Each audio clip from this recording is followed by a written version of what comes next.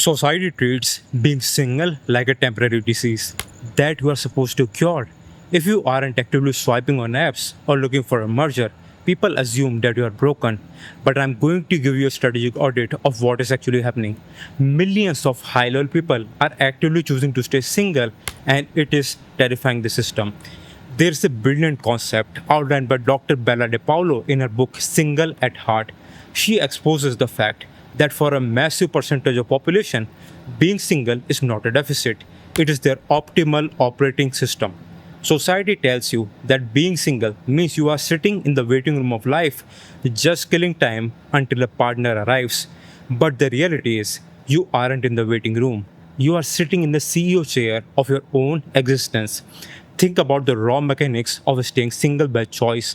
When you refuse to sign a societal contract just for the sake of fitting in, you retain 100% of your psychological and financial capital. You do not have to compromise your vision. You do not have to dilute your daily routine. And you do not have to negotiate your ambition with someone who doesn't understand your frequency. You become a completely sovereign asset. The matrix hates this. The system wants you coupled up, heavily mortgaged, emotionally exhausted, and highly predictable. When you are self-sustaining individual who generates their own peace, their own income, and their own dopamine, you become impossible to control. People will project their insecurities onto you. They will call you lonely simply because their brains cannot comprehend a life where someone doesn't have to outsource their happiness to another human being. Stop apologizing for your operational freedom.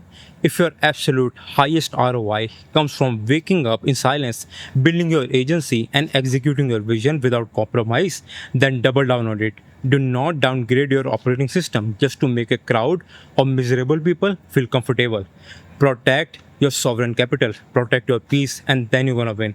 So keep that in mind, and I will see you in the next one.